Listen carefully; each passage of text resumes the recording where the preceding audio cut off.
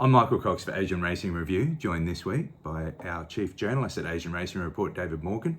David, welcome. Good to be here. Yeah, great to see you in ARR headquarters. And last weekend, a big weekend for a Hong Kong horse abroad. Russian Emperor in the Emirs Trophy in Qatar. Trainer Douglas White, former Hong Kong-based jockey Alberto Sanna. Big win, he heads to Dubai now to the Shima Classic. Is he anything better than let's say a 20-1 chance? Look, if you're talking about the Hong Kong punters, the Hong Kong pools, he's probably going to be shorter than that, I would imagine.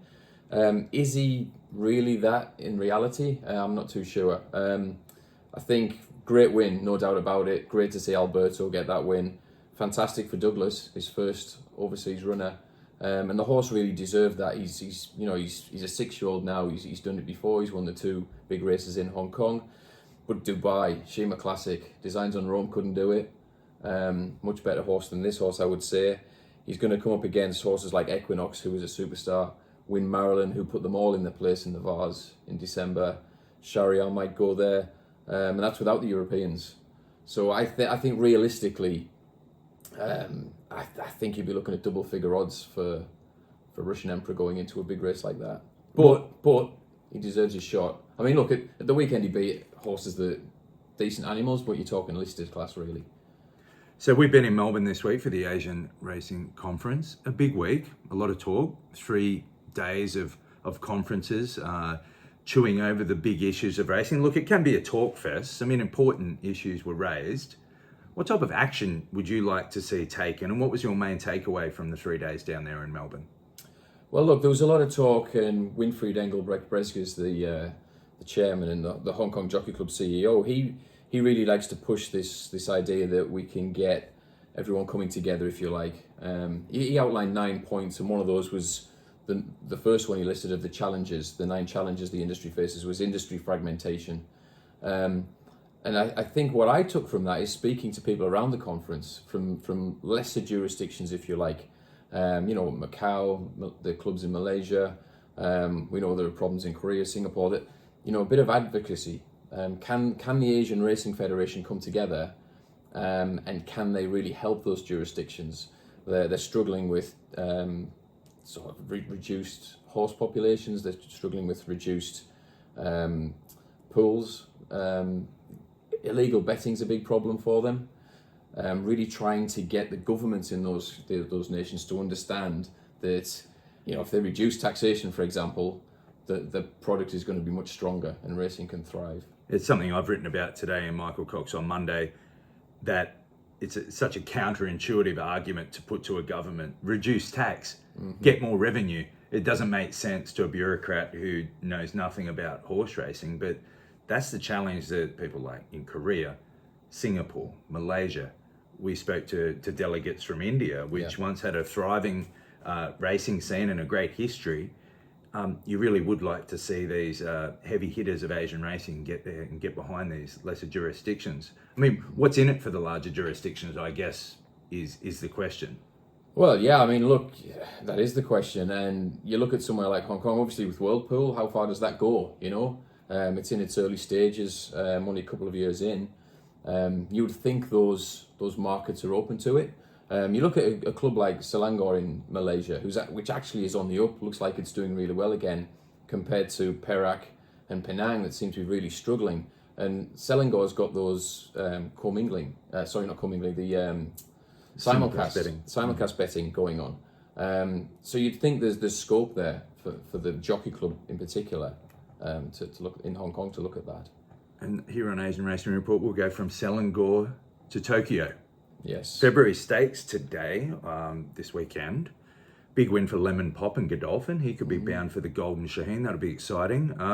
But we've had our eyes on Joe Moreira, coming back to Japan for the first time in 3 years for one weekend. Rode Saturday and Sunday at headquarters there, Tokyo Racecourse. 1 win on Saturday, a double and a couple of placings on Sunday as well. You've cast your eye over his riding. How does he look? He left Hong Kong under an injury, or more than an injury cloud. He's announced that he's going to retire. How did he look to you physically, and how did he look in terms of his rhythm? Well, look, on Saturday, that first day he was back, I thought he looked a little bit like he was thinking about riding safe, not riding safe for himself, but making sure he didn't make any errors, making sure that he wasn't going to get suspended maybe, and he got the win. And look, if you're talking about fitness, the win he got on Dan and Luster in the dirt race, he had to really work his socks off. It was a 2-horse duel down the straight. He was giving it his all, and he just managed to hold on. And when he was very strong, the 2 races today. Escobar, I actually wrote a race-to-race double. Escobar and this horse, Ensenia, I think you pronounce it. Again, he wasn't given any easy, soft wins. He actually was very clever on Escobar. On Ensenia, where he was caught wide at the break. They didn't really go quick pace in that Hong Kong, straight to the front, sets the tempo. But when they came to him, he was strong and really kept that horse going. So to me, he looked fit, he looked strong. He looked in the right place. He heads to Saudi this weekend, as do we. He rides in the International Jockey Challenge. He rides Cafe Pharaoh in the Saudi Cup. I'm going to spring one on you here. Just a quick look at Saudi. Cafe Pharaoh, is he the best of yours in the Saudi Cup? You have sprung that on me. I think, look, the Saudi Cup, I need to look at it in a little bit more depth at this point. But certainly Cafe Pharaoh, if you look at what he's done in Japan, he's a very good dirt horse. Different surface though. We see this time and again with the Japanese horses going overseas, and if you ever get an overseas horse that does actually venture to Japan, we saw it at the weekend there. The surface is very different. The surface in Japan, it's deeper, it's fine, it's sharp. So it'll be interesting to see how he handles that surface when he goes to Saudi, and whether he can reproduce that best Japanese form on that day. We'll ask you again later in the week when you've actually had a chance to do the form. Had a walk of the track, get a feel for the actual surface, but a big night for Japan there in Saudi Arabia. Also a big weekend coming up in Hong Kong. The 4-year-olds head out for the Classic Cup, but on the same day, a horse that's really burst onto the scene in terms of the 4-year-olds, Beauty Eternal. People are really excited about this horse of John Size. He goes into a 1600 metre Class 2. I'm going to put this question in really basic terms. What's harder to win? This year's Classic Cup or a 1600 metre Class 2 with 119 pounds? Because that's what Beauty Eternal will carry in on Sunday. I think there's not much in it, to be honest. Look, the way I see Beauty Eternal, his previous win, the Class 3, the 1400, was really impressive. I think everyone could see that. He seemed to do it so easily. And also the way he lengthened, when he was asked to lengthen and stride on, he was a little bit green still, changed his legs, and I think he's a horse with so much upside that it's quite scary how good he might be. The Classic Cup, as we've seen, there's nothing really for me that's jumped out of this 4-year-old crop yet. I like Tuchel as a horse going towards the Derby, but is he a stellar superstar?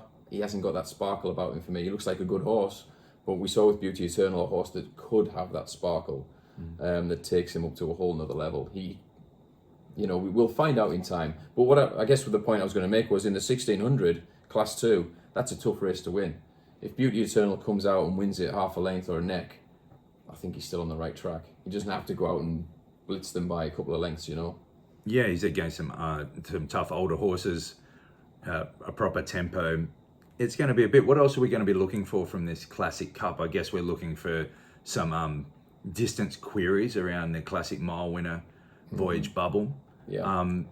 A few horses that really didn't get to show their best in the Classic Mile.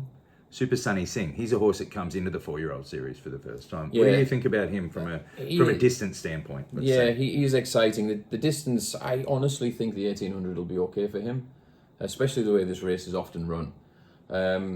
I think he's another one, to be fair, he has got a little bit of something exciting about him in that we don't quite know what he is yet. He's one of those horses coming in that you're thinking, well, maybe he is going to be one of them. I think you're looking at horses though like Sweet Encounter that really, on the face of it, didn't run particularly well in the Classic Mile, but perhaps the way that race was run, he's got an excuse. You might see a little bit better from him this time. You've got a horse, and I've mentioned Tuchel already, but a horse like Beautyverse that looks like he's going to get better over further. So he's going to want to show up and be right there at the finish if he's a Derby horse. Indications that James McDonald will return to Hong Kong to take the ride on Beautyverse. Look, exciting stuff to see the two ones. Look, to me, Beauty Eternal, he's got Sizer's previous two Derby winners, Ping'ai Star and Luger, both came via the handicaps rather than the two 4-year-old lead-up series races. There's a hint of that quality about him. I'm really looking forward to Sunday. And White Cuckoo did as well, and was unlucky in the Derby, really, if you look back at that race when Furore beat him. So yeah, he's done it. He's got 3 in recent history that have gone that route. The Master, also on Sunday. Huge. It's almost like there's enough going on with the 4-year-olds. We don't want it to overshadow this great Group 1, the Hong Kong Gold Cup. It's Golden 60 versus Romantic Warrior. I don't really have a pressing question for you, but maybe I'll put it in this way. Who's under more pressure, Karis Teeton or Vincent Ho? You would think Karis. Vincent can go out and just sit. He knows he's got that turn of foot. He's not going to be pressing anything over the 2,000 metres, that's for sure. So you would think Vincent's going to look for a nice spot and trail through and try and come in quicken. So Karis is the one. The onus, really, I see it, is the onus is on Karis to make that move and make something happen earlier. We know Romantic Warrior's got a good turn of foot over the 2,000. If he's in the right spot and kicks, can Golden 60 get past him? And that's what will be on Karis's mind. Get that first run and try and put the race to bed and blunt Golden 60 over that extra distance. This week on Asian Racing Report, make sure you click on and have a look. We'll have some great ratings for those races on the weekend from our tech team. What else have we got to look forward to, David? Saudi Cup? Saudi Cup, yeah. Saudi Arabia, we'll see how those races pan out. That Jockeys Challenge on the Friday in Saudi is really interesting, with Frankie Dettori and Joe Moreira there, both on their farewell tours. 2 great jockeys. Looking forward to it, and looking forward to having you next time on Asian Racing Review.